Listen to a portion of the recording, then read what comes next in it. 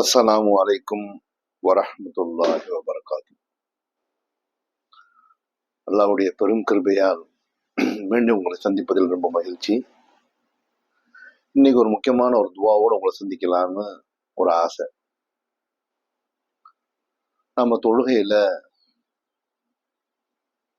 2 சஜிதாக்கு நடுவுல ஓதக்கூடிய ஒரு துவா. பெரும்பாலும் நம்ம இதை ஃபாலோ பண்றோம். தெரியாதவங்களுக்கான ஒரு பதிவு இது. ஏன்னா நம்மளுடைய நோக்கமே தெரியாதவர்கள் தெரிந்து கொள்ளணும், அமல் செய்யணும், அதனால இம்மையிலும் மறுமையிலும் வெற்றி அடையணும். இதுதான் நோக்கம். வேற ஷேர் பண்ணுங்க, லைக் பண்ணுங்க, பரப்புங்க, அது நோக்கம் இல்லை. நோக்கம் தெரிந்த செய்திகளை தெரியாதவர்களுக்கு எத்தி வைக்கணும். அதோட முயற்சி தான் இது.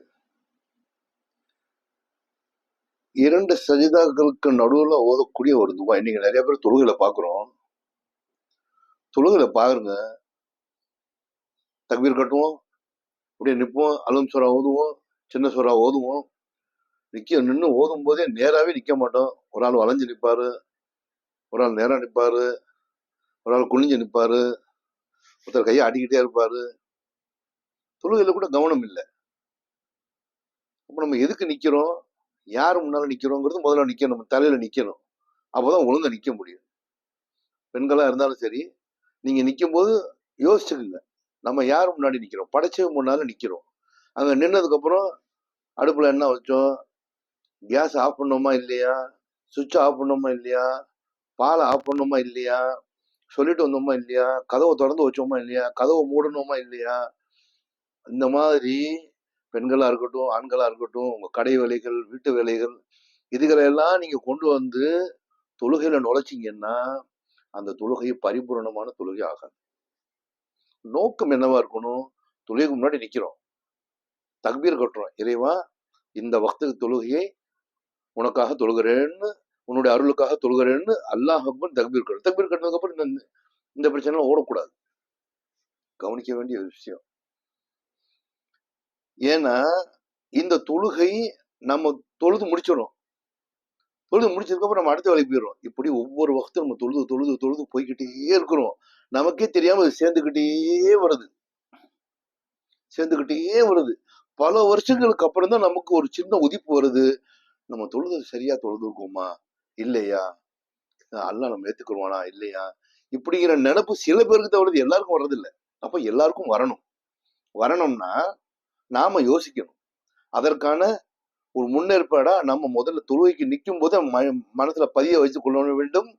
இந்த தொழுகையை பரிபூரணமான தொழுகையாக அல்லாஹ் ரப்புல் ஆலமீன் ஏற்றுக்கொள்ளக்கூடிய தொழுகையாக இருக்கணுங்கிறத மனசுல நிறுத்திக்கிட்டு அப்புறம் தக்பீர் கட்டணும்.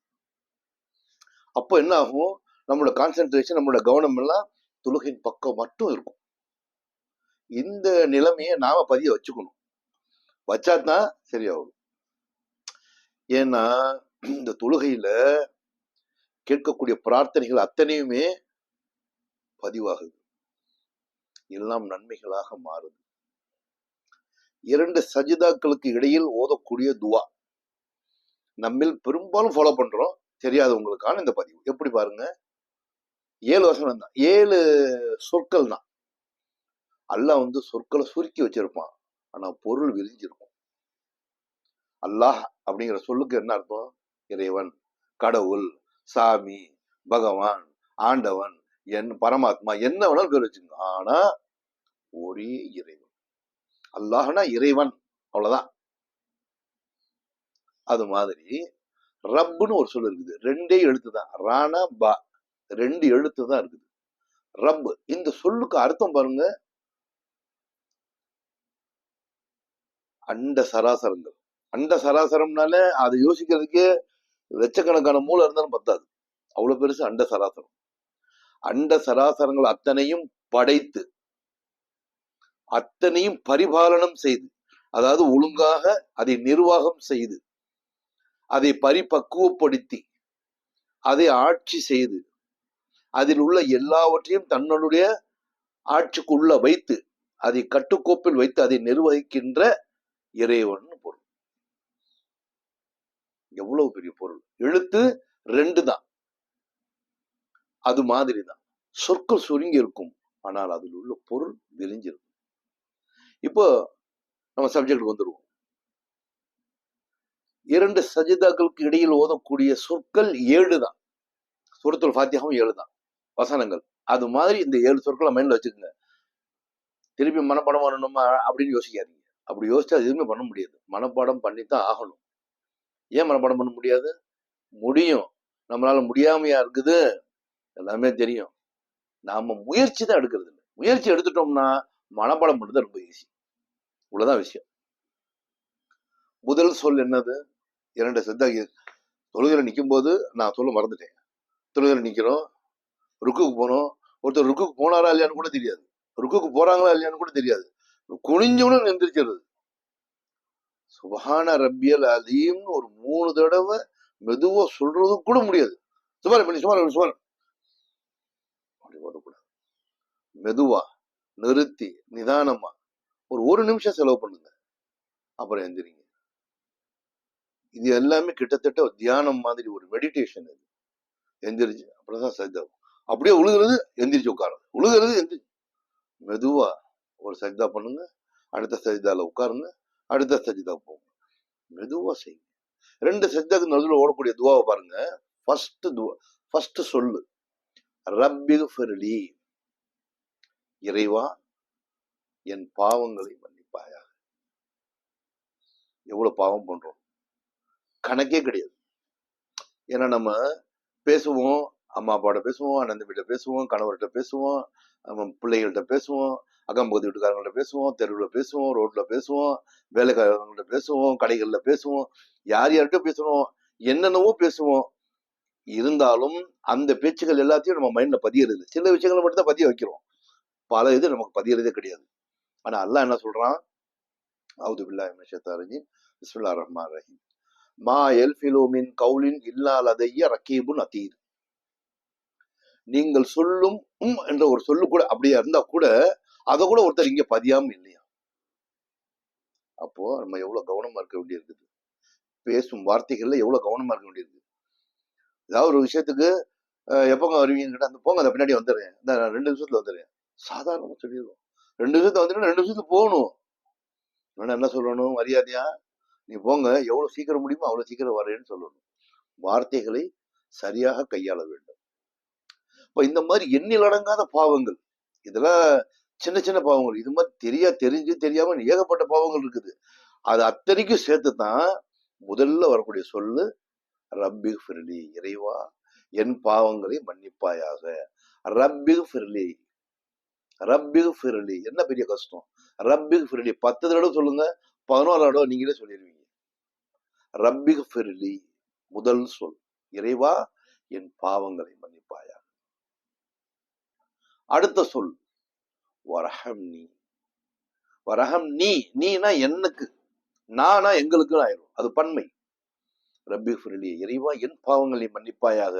வரஹம்னி, வ அப்படின்னா அத்துடன், மேலும், இன்னும், அண்டு அப்படிங்கிறோம்ல இங்கிலீஷ்ல, அதான் வா. ரப்பிக்ஃபிர்லி, இறைவா என் பாவங்களை மன்னிப்பாயாக.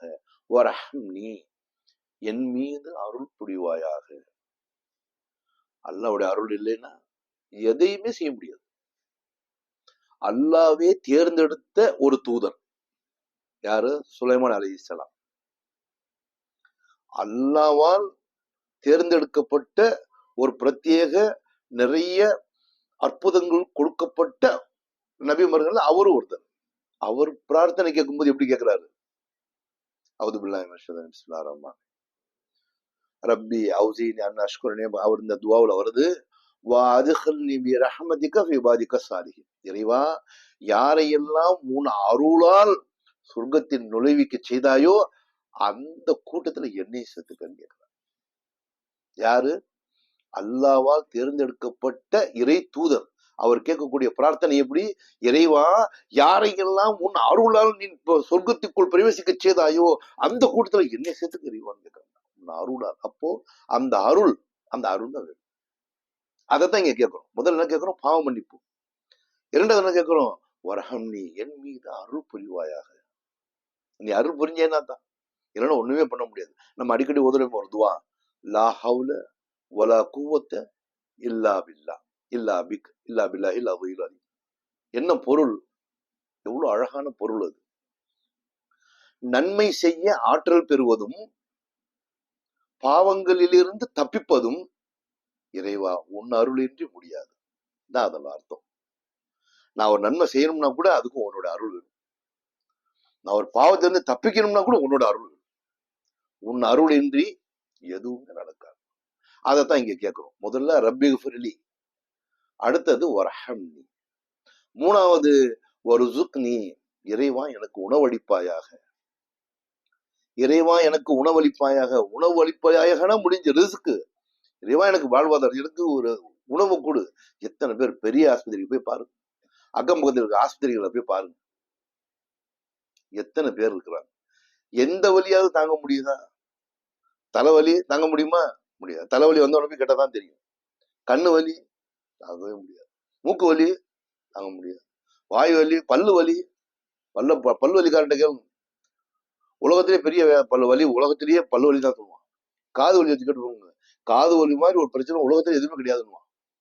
கழுத்து வலி கேட்டு பாருங்க, கை கால் வலியை கேட்டு பாருங்க, வயிற்று வலி, வயிற்று வலி வந்துச்சுன்னா பரவத்து, நெஞ்சு வலி, மூச்சு விட முடியல, இடுப்பு வலி பிடிச்சுக்கிச்சு, கால் வலி, முழங்கால் வலி.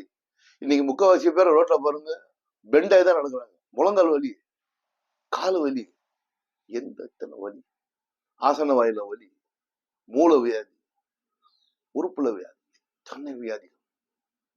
அந்த நோய் யோசிக்கணும். நாம் மனிதனாக பிறந்த ஒவ்வொருத்தரும் யோசிக்கணும். இது எதுல வருது? இந்த ரெண்டு இடத்தையும் வருது. இறைவா எனக்கு உணவை கொடு, அந்த உணவு செரிமானமாகக்கூடிய அந்த தன்மையையும் கொடு. அடுத்ததுதான் நான் சொல்லக்கூடிய இந்த இது வந்து அவ ஆஃபினி. முதல்ல ரப்பி ஃபிர்லி, ரெண்டாவது வர்ஹம்னி, மூணாவது ரிசுக்னி. ரிசுக்கு தான் ருசுக்னின்னு சொல்றோம். எனக்கு உணவளிப்பாயாக. வ ஆஃபினி, எனக்கு உடல் ஆரோக்கியத்தை கொடுப்பாயாக. உலகத்திலேயே பெரிய செல்வம் ஆரோக்கியம் தான். அதை விட பெரிய செல்வம் எதுவுமே கிடையாது. உதாரணத்துக்கு பாருங்க, தீராத வயிற்று வலி, தாங்க முடியாத வயிறு வலி, சாப்பிட முடியல, தூங்க முடியல, கண்ணை திறக்க முடியல, ஒருத்தர் கிடக்குறான். அவன் கையில கொண்டு போய் 10 லட்சம் ரூபாய் கொடுங்க, வாங்குவானா? கையில வாங்க மாட்டான். அவனுக்கு தேவை அந்த இந்த வலி நிவாரணம் செய்யணும். யூரின் பாஸ் ஆக மாட்டேங்குது, மாட்டி கிடக்குது, டே உனக்கு 1 கோடி ரூபாய் பரிசு வந்து செந்தாப்பான கொண்டு போய் கொடுங்க, வாங்குவானா? திரும்பியாவது பாப்பானா? அத வாஃபினி, இறைவா எனக்கு தேக ஆரோக்கியத்தை கொடு, உடல் ஆரோக்கியத்தை கொடு, உடல் வலிமையை கொடு. ஆரோக்கியமா இருக்கணும். உச்சந்தலையிலிருந்து உள்ளங்கால் வரைக்கும் தேகம், என்னுடைய தேகம் ஆரோக்கியமாக இருக்க வேண்டும். அதுக்காக தான் நபிசுல்லாஹ் கத்து கொடுத்தாங்க. பிரார்த்தனை எப்படி கத்து கொடுத்தாங்க? அல்லாஹும்ம இன்னி அலா விக்ரிக்க வ ஷுக்ரிக்க வ ஹுஸ்னி இபாதத்தி. இறைவா என்னை எப்படி ஆக்கியவை? உன்னை நினைவு கூறுபவனாகவும், உனக்கு நன்றி செலுத்துபவனாகவும், உன்னை அழகிய முறையில் வணங்குபவனாகவும் என்னை ஆக்கியவை. உன்னை அழகிய முறையில் வணங்கணும்னா நம்ம கை கால் எல்லாம் சோமா இருந்தா தான் குனிஞ்சி நிமிர்ந்து எதிர்த்து உட்கார முடியும். தேக ஆரோக்கியம். ரப்பி ஃபிர்லி வர்ஹம்னி வர்சுக்னி வஆஃபினி. 4 கேட்டுட்டோமா? 5வது வதவஃபனி மினல் முஸ்லிமீன். வதவஃபனி மினல் முஸ்லிமீன் என்ன பொருள்? இறைவா என்னை முஸ்லீமாகவே மரணிக்க செய்வாயாக. எத்தனை பேர் இருக்கோம்? 60 வயசு, 50 வயசு, 40 வயசு, அவனுக்கு மரணிக்கும் தருவாயில் எத்தனை சூசைட் பண்ணி இறந்து போயிடுறாங்க, கத்தியால குத்திட்டு இறந்து போயிடுறாங்க, கோவத்துல சண்டை போட்டு இறந்து போயிடுறாங்க. கடையேற்ற நேரத்துல கடவுள் இல்லைன்னு போயிடலாம். என்னென்னமோ நடக்குது. நாளைக்கு என்ன நடக்கும்னு தெரியாது. அதனால ப்ரீகாஷனா நம்ம கேட்கக்கூடிய துவா என்னது? இறைவா என்னை முஸ்லீமாகவே மரணிக்க செய்வாயாக. வத்தவஃபனி மினல் முஸ்லிமீன். அடுத்தது வஹ்தினி, எனக்கு நேர்வழி, என்னை நேர்வழியிலே நடத்து. இதுல சிராத்தல் முஸ்லிம் கேட்கிறோமே, எங்களுக்கு நேரான வழியை நடத்துன. அதான் வஹ்தினி, இறைவா எனக்கு ஹிதாயத்தை கொடு, எனக்கு நேர்வழியை கொடு, என்னை சரியான வழி நடத்து, நேரான பாதையில் நடத்து, ஒரே பாதையில் நடத்து, சரியாக வழி. வஜுபுரணி, வஹ்தினி, வஜுபுரணி. இந்த 7 விஷயம் தான், இந்த 7 சொற்கள் தான். ரப்பி ஃபிர்லி வர்ஹம்னி வர்சுக்னி வஆஃபினி வத்தவஃபனி மினல் முஸ்லிமீன் வஹ்தினி வஜ்புர்னி. இவ்வளவுதான். இத 2 சஜிதாக்கு நடுவுல ஓதுறோம். ஓதிட்டு அடுத்த சஜிதாவுக்கு போறோம். இது மாதிரி பிரார்த்தனைகளை நாம கொஞ்சம் கொஞ்சமா நினைவுல பதிய வைக்கணும். படிக்கணும், பதிய வைக்கணும், படிக்கணும், பதிய வைக்கணும். பதிய வச்சத மத்தவங்களுக்கு எத்தி வைக்கணும். இதுதான் தலையாய கடமை. இது தலையாய கடமை, நாம் செய்ய வேண்டிய அத்தியாவசியமான கடமை. நம்மில் பல பேருக்கு தெரிஞ்சிருக்கும். இருந்தாலும் இது போன்ற துவாக்கள், சின்ன சின்ன துவாக்கள் பெரிய பெரிய ரகசியங்களிலிருந்து, பெரிய பெரிய துயரங்களிலிருந்து, பெரிய பெரிய கொடுமைகளிலிருந்து நம்மளை காப்பாத்திடும். ரொம்ப கேடுகள்ல இருந்து நம்மளை வெளியே கொண்டு வந்துடும். சின்ன சின்ன பிரார்த்தனைகள் தான். நம்ம கவனம் செலுத்தின போதும் நிச்சயமாக நம்மளால மனப்பாடம் பண்ண முடியும். நாமும் படித்து பிறரையும் இன்ஷா அல்லாஹ் படிக்க வைக்கணும். ஏன்னா சின்ன வயசுலயே நம்ம குழந்தைகளுக்கு இதை கத்து கொடுத்துடணும். 40 வயசு 50 வயசு மண்டையிலேயே ஏற மாட்டேங்குதுங்க. ஒரு இது சொன்னாக்கா அடுத்தது போயிருது, 2வது மறந்து போயிருது, 3வது எத்தனையோ பேர் சொல்றாங்க மனப்பாடம் பண்ணுங்கன்னாக்கா முதல்ல விட்டுட்டு 2வது சொல்லுவார், 2வது விட்டுட்டு 3வது சொல்லுவார். இதெல்லாம் நடக்குது. அதனாலதான் சின்ன வயசுலயே நம்ம அதை கத்து கொடுத்துடணும். எப்படி சொன்னாங்க நபி, உமரும் அவுலாதுக்கும் அஸ்ஸலாலி சபா, உங்கள் குழந்தைகளுக்கு 7 வயதானால் அவர்களை தொழுமாறு ஏவுங்கள். அவங்களுக்கு தொழ சொல்லுங்க. 7 வயசு ஆயிடுச்சா தொழுக ஆரம்பிப்பான்னு சொல்லுங்க. பத்ரி பூகும் அலைஹாலி அஷர், 10 வயசு ஆச்சுன்னா, அஷரனா 10 வயசு ஆச்சுன்னா அவங்களை அடிச்சா தொழுக வைங்க. அப்போ நீங்க நம்ம தொழுக வச்சிருக்கீங்க. 2 பிள்ளைகளை கரெக்டா பேணி பாதுகாத்துட்டு வந்துடுறீங்க.